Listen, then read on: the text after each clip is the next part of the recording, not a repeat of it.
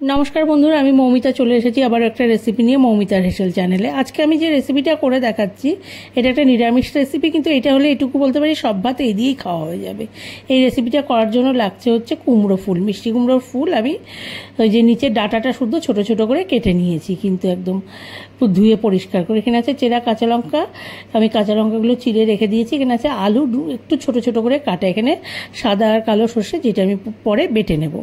আমি একটা কড়াই নিয়ে নিচ্ছি। এই রান্নাটা ডাইরেক্ট আমি কড়াইতেই একবারে করে নিচ্ছি। কিন্তু এই যে দেখতে পাচ্ছেন কুমড়ো ফুলগুলো দিয়ে দিলাম। এই যে ডাঁটাগুলোও দেখা যাচ্ছে এখন, তখন হয়তো দেখতে পাননি, এখন ডাঁটাগুলোও দেখতে পেলেন। এইভাবে কেটে দিয়েছি। দিয়ে দিলাম কুচিয়ে রাখা আলুটা, ছোট ছোট করে যে কেটে রেখে দিয়েছিলাম। এবার দিয়ে দিলাম চেরা কাঁচা লঙ্কাটা।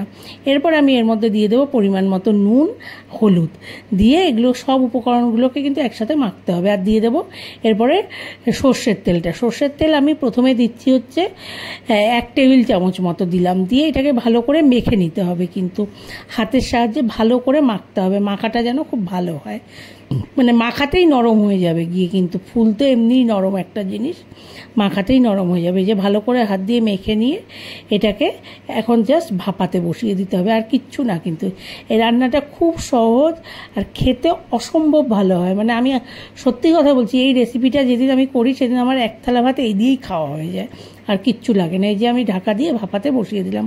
এদিকে ভাপানো হতে থাকে, এদিকে আমি সর্ষেটা একটু বেটে নিচ্ছি। এর মধ্যে আমি 2টো কাঁচা লঙ্কা দিয়ে দিচ্ছি। সর্ষে একটু কাঁচা লঙ্কা ছাড়া মানে বাটলে ভালো লাগে না, তাই।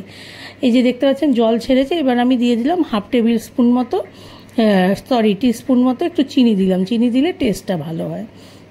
এই রান্নাটা কিন্তু অলমোস্ট হয়ে এসেছে, মানে আলু সেদ্ধ হয়ে গেছে, ফুলও নরম হয়ে গেছে গিয়ে। এখন আর ঢাকা দেওয়ার দরকার নেই, এখন এটা মিডিয়াম ফ্লেমে হতে থাকবে ঢাকা ছাড়া।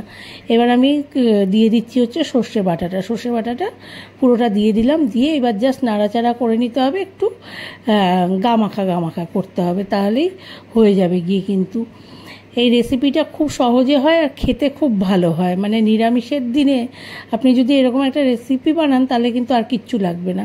এই যে দেখতে পাচ্ছেন পুরো হয়ে গেছে গিয়ে। এখন আমি 1 টিস্পুন মতো সরষের তেল দিয়ে দিলাম। আমি গ্যাস অফ করে দিয়ে সরষের তেলটা দিয়ে দিলাম। দিয়ে একটু ঢাকা দিয়ে মিনিট 5 জন্য রেখে দেবো।